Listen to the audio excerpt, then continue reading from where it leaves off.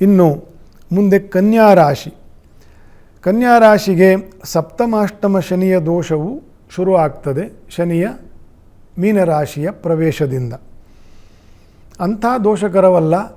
ಅಷ್ಟಮ ಅಂತಂತಂದರೆ ಆರೋಗ್ಯ, ಅಪಮೃತ್ಯು, ಬೀಳೋದು, ಏಳೋದು, ಇನ್ನೇನೋ ಸಮಸ್ಯೆ, ದುಷ್ಟ ಜನರ ಸಂಘದಿಂದ ಏನಾದರೂ ಒಂದಷ್ಟು ಸಮಸ್ಯೆ ಆಗೋದು, ಈ ರೀತಿಯ ಸಮಸ್ಯೆಗಳು ಬರ್ತದೆ. ಜನ್ಮ ಮತ್ತು ಪಂಚಮ ಶನಿಯಷ್ಟು ಕಡು ಕಷ್ಟ ಅಲ್ಲ ಅಷ್ಟಮ ಶನಿ. ಸ್ವಲ್ಪ ಜಾಗ್ರತೆಯಿಂದ ಇದ್ದರೆ ಆರೋಗ್ಯದ ಬಗ್ಗೆ, ಸಂಘ ಸಾಹಿತ್ಯದ ಬಗ್ಗೆ ಸ್ವಲ್ಪ ಜಾಗ್ರತೆಯಿಂದ ಇದ್ದರೆ ಕನ್ಯಾ ರಾಶಿಯ ಹುಡುಗರು ಹೆಣ್ಮಕ್ಕಳು ಜಯಿಸ್ಕೊಳ್ತಾರೆ. ಶುಭ ರಾಶಿಯೂ ಆಗಿರೋದ್ರಿಂದ ಜಯಿಸ್ಕೊಳ್ತಾರೆ, ಏನು ತೊಂದರೆ ಇಲ್ಲ. ಶುಭ ಕಾರ್ಯಗಳಿಗೆ ಸ್ವಲ್ಪ ವಿಳಂಬ ಆಗ್ತದೆ. ಮದುವೆಯ ಸಂಬಂಧಗಳು, ಪ್ರೀತಿ, ಪ್ರೇಮ, ಆ ಸಂಬಂಧಗಳಲ್ಲಿ ಏನೋ ಒಂದು ಮಾಡಿ ಮುಂದೆ ಮದುವೆ ಮಾಡ್ಕೊಳ್ಳೋಣ ಅಂತಂತ ವಿಚಾರ ಮಾಡ್ತಾ ಇರೋದು, ಅದು ವಿಚಾರ ಮಾಡೋದಂಗೇ ಹೋಗ್ತಾ ಇರ್ತದೆ. ಹಾಗಾಗಿ ಡಿಸೈಸಿವ್ ಆಗೋದಕ್ಕೆ ಕಷ್ಟ ಆಗುತ್ತೆ.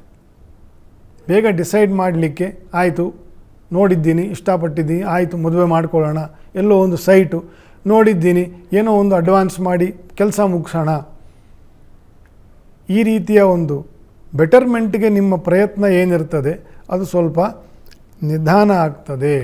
ಮರಳಿ ಯತ್ನವ ಮಾಡು ಅಂತ.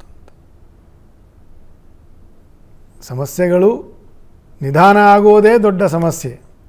ಆದರೆ ನಿಧಾನ ಆಗುವುದರ ಹಿಂದೆಯೂ ಕೂಡ ಭಗವಂತನದ್ದು ಏನೋ ಒಂದು ಸಂಕಲ್ಪ ಇರ್ತದೆ.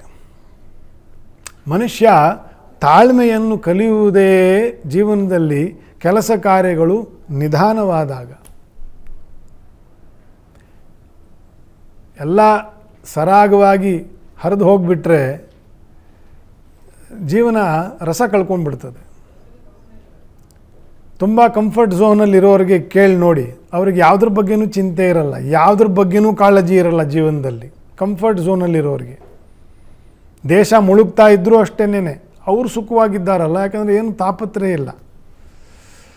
ಆರೋಗ್ಯ ಇದೆ, ದುಡ್ಡು ಕಾಸಿದೆ, ಬ್ಯಾಂಕ್ ಬ್ಯಾಲೆನ್ಸ್ ಇದೆ, ಮಕ್ಕಳು ವಿದೇಶದಲ್ಲಿದ್ದಾರೆ, ಯಾವುದು ಬರ್ಡನ್ ಇಲ್ಲ, ಸುಖವಾಗಿ 4 ಕಾರ್ ಇರುತ್ತೆ. ಇಂಥ ಭಾಳ ಕಂಫರ್ಟ್ ಝೋನಲ್ಲಿರೋರಿಗೆ ಜೀವನದಲ್ಲಿ ಯಾವ ರಸವೂ ಇರಲ್ಲ. They are mere dead bodies, ಜೀವಂತವಾಗಿದ್ದಾರೆ ಅಷ್ಟೇನೆ. ಯಾಕೆ ಹೇಳಿ, ಅವರಿಗೆ ಯಾವುದು ನಿಧಾನ ಇಲ್ಲ ಜೀವನದಲ್ಲಿ. ಒಂದು ಉದಾಹರಣೆಗೆ ಹೇಳಿದೆ, ನಿಧಾನ ಆಯಿತು, ಶುಭ ಕಾರ್ಯಗಳು ನೆನೆಸಿದ್ದಂತೆ ಬೇಗ ಆಗ್ತಾ ಇಲ್ಲ ಅನ್ನುವುದರ ಹಿಂದೆಯೂ ಕೂಡ ಜೀವನದ ಒಂದು ಯಾವುದೋ ಒಂದು ರಸ ಇದೆ. ಆ ರಸವೇ ತಾಳ್ಮೆ ಅಂತ. ನಾವು ಜೀವನದಲ್ಲಿ ತಾಳ್ಮೆಯನ್ನು ಕಲಿಯುವುದೇ ಜೀವನವು ಕೆಲಸ ಕಾರ್ಯಗಳು ನಿಧಾನಗೊಂಡಾಗ.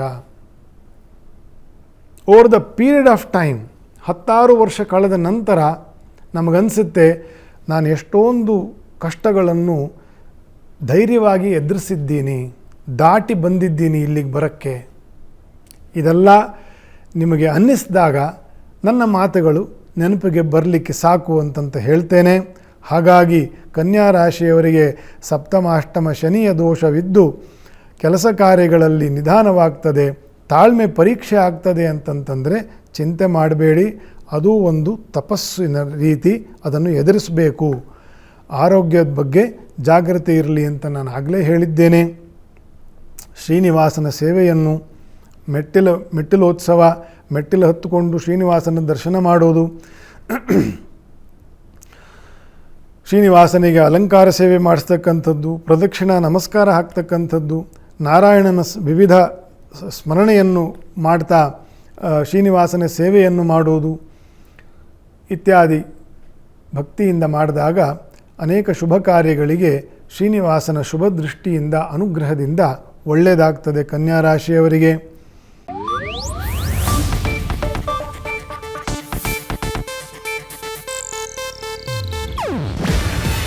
ಇದು ಏಷ್ಯಾನೆಟ್ ನ್ಯೂಸ್ ನೆಟ್ವರ್ಕ್ ಪ್ರಸ್ತುತಿ. ನೀವು ನೋಡ್ತಿದ್ದೀರಾ ಏಷ್ಯಾನೆಟ್ ಸುವರ್ಣ ನ್ಯೂಸ್.